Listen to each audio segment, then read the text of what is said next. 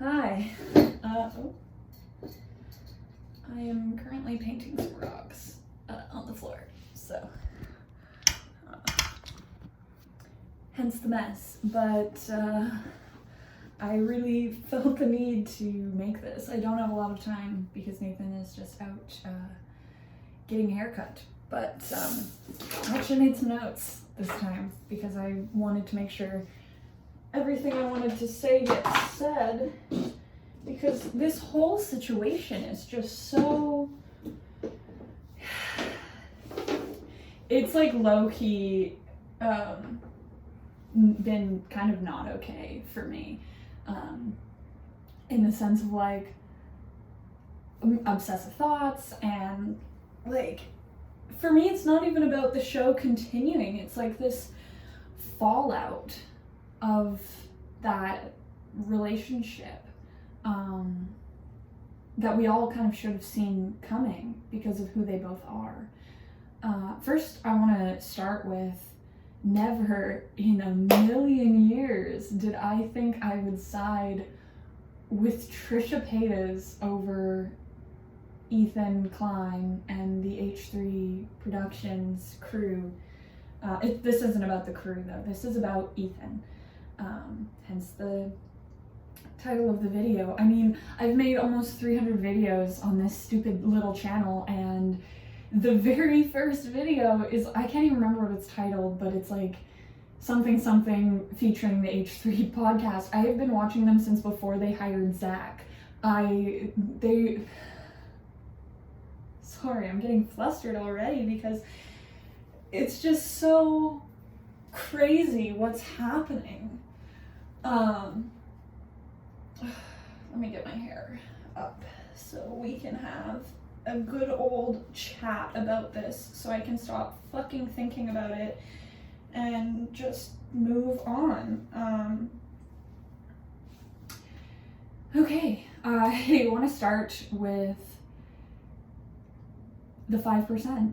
The 5%, the infamous 5% that everybody is going the fuck off about, and how convoluted this whole point of it, like this 5% point, because we don't know for sure, so this is speculation, but I don't think Ethan is pocketing 50% of Frenemies, ad revenue, blah, blah, blah, blah, blah, you know, sponsors, whatever else. I think 55% of all of the profits go into the H3 Productions company, and Ethan pays himself a salary. And I think that's where this miscommunication is coming from, because Trisha and the internet seemingly believes that Ethan is getting 50% and then he's just reinvesting it into the company or whatever, and the 5% is the only thing going to production costs.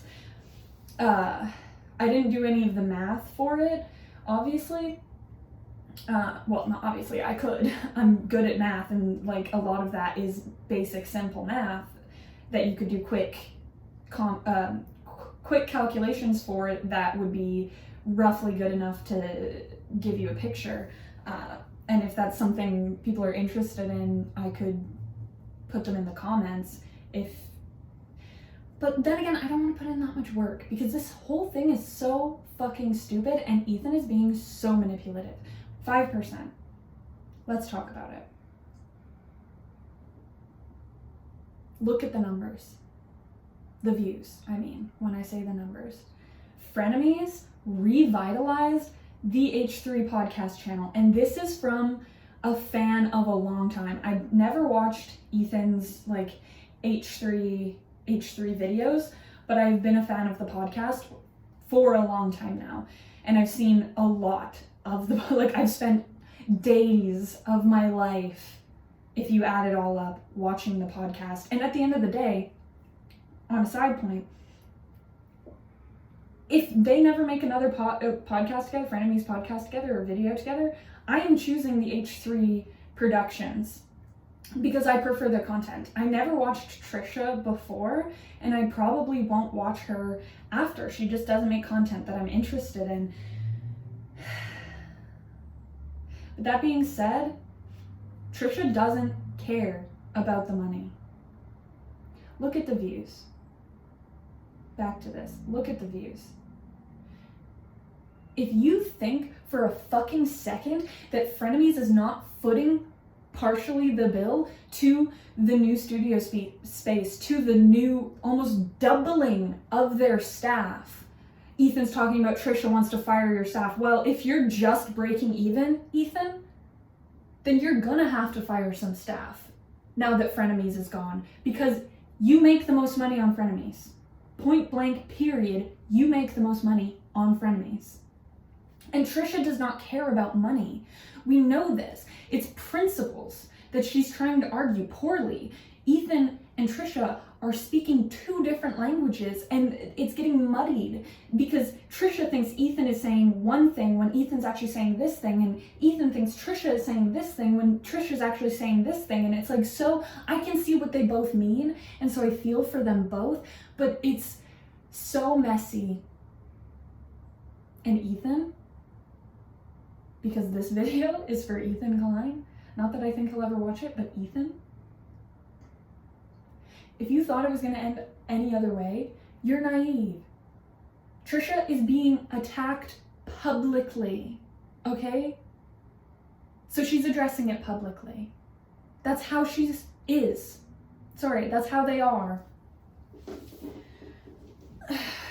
But look at the views. Frenemies makes the most money. Frenemies revitalized the H3 podcast channel. Trisha doesn't care about money. Look at everything Trisha does. They don't care about money. They spend money so frivolously. It's not about the money. And if you think it is, Ethan, you're being naive. And to the point of, I did everything humanly possible. That's not true. To me, at least, person who doesn't know any of these people, random stranger on the internet, it seems like you're working 150% harder than you have to because you're not understanding the needs of Trisha, which it's not your job to understand the needs of Trisha. But when they get triggered, what can you expect? And you just keep throwing solutions at all the wrong problems. I tried to involve her in the podcast, blah, blah, blah. Yes, you're texting her Sunday night, the night before the podcast, when they have this mental block up. Like Trisha, I don't know how she thinks. Such a piece of shit. I don't know how they think. I don't have an insight into their brain, but you can tell certain things. And like for me personally, and I know my boyfriend and everybody, like not everybody, but lots of people, especially neurodivergent people, and I'm sure Ethan, you have your own mental blocks where it's like, you can put all this work into this thing, but there are just some things that like you just can't do and you can't accept, right? Say, why don't you ask her for a meeting, even if it's over the phone, to discuss things creatively, not the night before the podcast, a day or 2 days during the day, like set aside that time. And I don't know, because it's hard because I feel for them both. I know this is kind of all over the place. It makes so much more sense in my head, and I've just been like, all of these points are so interconnected, right? And everybody's just trying to pick apart individual things, and that's not how life works. That's not how the human brain works. Everything humanly possible, Ethan. You know Trisha, or at least you should know Trisha, is very uncomfortable with new people. Why not have a sit down and say, look, we are hiring this girl, Sam. It's Ian's girlfriend. She's been doing all of these things for the show already, like freelance, like the Peeps and the Steamies Awards, and like lay all of those things out in a face-to-face meeting with this person, introduce Trisha to this person, make a bond before suddenly Trisha has to be performing in front of cameras. Because as soon as the cameras are on, there's a switch in Trisha's brain, and it's muddied because they've been in front of cameras for essentially more time than they haven't been, right? And so it's hard because it is them, but it's not them, and it is a character, but it's not a character, and it's an exaggeration of themselves, but it's not. It's very confusing, and it could have been avoided, because at this point, you should know that Trisha is uncomfortable with new people. They've made that clear. And you could have introduced them. You could have had a sit-down meeting and say, look, like, this is what we're doing. And it's hard because Ethan and the crew are working so hard. And don't get me wrong, because I like Ethan and I like the crew, and I've been watching like all of this. I've watched the development for years now. But it really just seems like Ethan got uncomfortable and threw the crew under the bus. Because from the sounds of it, the crew is taking it well. Like, did they have to private things? Yes. Should Trisha tell her fans to not send hate on people? Yes. But the internet is like a child. And this mob mentality is like, you take away Frenemies, it's like taking the favorite toy away from a 2-year-old with no explanation, and they're lashing out. And they're angry, and at every possible source because they want the toy back. Trisha had every right to step down from the podcast. Could she have done it in a better way? Yes. But they have repeated and repeated, they don't want to come across as rude. They're embarrassed. They're sorry. And do they throw in jabs and defenses and all of these things? Yes. But the amount of growth that Trisha has shown, because I was indifferent to Trisha before, and then around the whole like DID and transgender thing, it was definitely a low point in the way that we all kind of viewed Trisha. But I'm such a forgiving person, and I'm so willing to see people grow, and the growth that Trisha has shown. Look at the last time you guys got pizza and Ethan, you were dressed as Uncle Fester. This was so much more calm and collected, and I think, Ethan, you're just not understanding Trisha's language. Because it was never about the money, it was never about the segment, it was never about the 5%. Trisha was triggered from the beginning of that episode. Before she even walked in the door, Trisha was triggered by Gabbiana, especially considering she was ready to talk about it publicly, which is exactly what Gabbiana wants. And also, on a side note, change the fucking name of the podcast. Like, you're literally feeding into Gabby's delusions of like, she's the most important thing in the fucking world. Like, change the name to anything. Trisha wants that. But Ethan, you're being really manipulative. For you to say that Trisha wants you all fired when she never said that, and then I saw a comment like, oh, well, Trisha said to fire AB. Yeah, months ago, and they've since reconciled because Trisha is very willing to apologize and move forward from things. And like, it sucks. And it's not fair to you, Ethan. I agree that it's not fair to you, but you chose to continue this relationship. You chose to continue filming Frenemies because it was very lucrative for you and Trisha. And I think, going back to the money, you have this idea of she's making so much bank because you see what you're sending her, right? You know the chunks of money that she's getting, and you're like, I don't make that in a year because you're paying yourself a salary. I'm assuming that's the smart thing to do, easiest way to do it tax-wise, and you're a smart man, you're a smart businessman. So you see all this money that you're sending her, And you're like, why does she think it's not enough? Why does she think it's not enough? I'm sure if you talked to her and you were like, look, we can hire someone, but maybe we need the extra money from your cut to hire someone for you, they would gladly do that. Trisha does not care about money. Trisha has no concept of money, and you should know this by now. Trisha was not triggered by the 5% or the stupid fucking advice column. And here's how you could have handled that situation.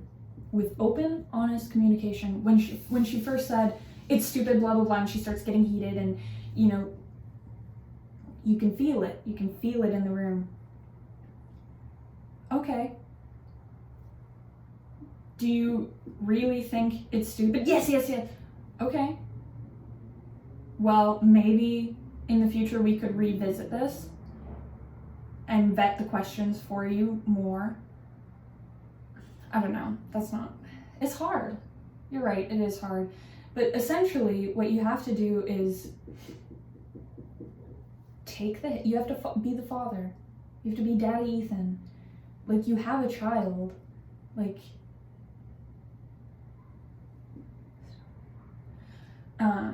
sorry, I was reading a text.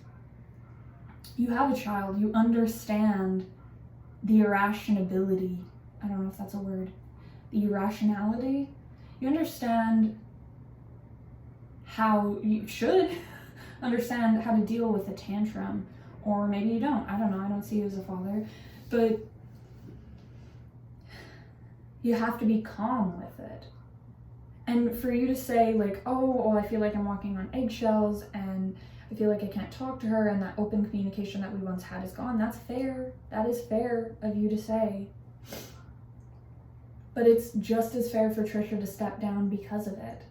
Because there's not the same dynamic, or because they offended the crew, in your opinion, and in their opinions, which was not Trisha's intention, but intention and perception are two separate things, and that's a very valid point. But Trisha never wanted to fire anybody, okay? Like, stop. You said that like 7 or 8 times throughout your address of the end of Frenemies.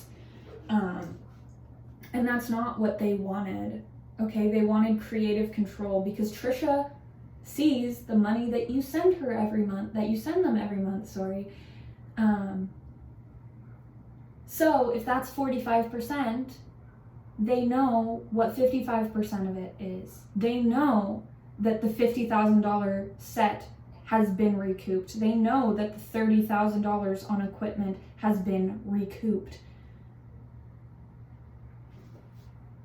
And you're talking and stressing about the Frenemies merch. And that sucks. That you dumped all of this money and all of this risk into the Frenemies merch, which, one, you can still sell and people will buy all of it. 4,000 pieces of merch is not a lot for a show that gets millions of views. Especially because a month from now, you guys will probably be in a place where you at least make a video together. Because that's how Trisha is. It's so hard that you don't see that by now. And you threw your crew under the bus. Like, this is not about your crew, this is about you. Trisha feels comfortable with you. Trisha loves you, Ethan. You are Trisha's family. And she was lashing out at you because she was triggered. She was triggered by Gabby Hanna. She was triggered by the fact that she is on her period and Hila is pregnant, which, not fair of her. It's why she would never even think of saying that. But I can almost guarantee you it's in her head. Their head, sorry. She's triggered, and it's not about the money. But as a child does, they latched on to the surface level bullshit and nitpicked everything. And you laid right into it. You fought. You fought over things that don't matter. And now a relationship is ruined. Like, understand how you don't see Ethan. You don't see how damaging this is to Trisha's psyche because of how much they trusted you. And you're just fucking playing the victim. Woe is me. I'm in a losing situation. You're not in a losing situation. As if you're not fucking more rich than I will ever be in my life. And that's not, like, I don't care. I don't care about money. I have been poor for a long time. My whole life. I will be poor my whole life. And I'm fucking happy. Like, look at this rock that I painted. It's adorable. Okay? Like, I'm not... If any of the fans are watching this, don't fucking attack anybody. Like, throwing hate around and your opinions, and that's another thing. Like, Ethan's like, all the crew's girlfriends are getting attacked. Trisha's getting attacked. Have you read any of the fucking comments? People were so quick to just she's the queen and now she's the peasant. Delusional, irrational, child, brat, money hungry. Come to your senses. Look at all that Ethan has done for you and Ethan and the crew has done for you. You just have to show up. That's condescending as fuck, first of all. And second of all, if Trisha just showing up gets you 4 fucking million views on a podcast when you're lucky to get half that on your regular podcasts, and a year ago you're lucky if you got over 1 million on a podcast, some of your podcasts getting less than 500,000, you're lucky she just shows up for you for that podcast. And yes, she's making bank. I don't know.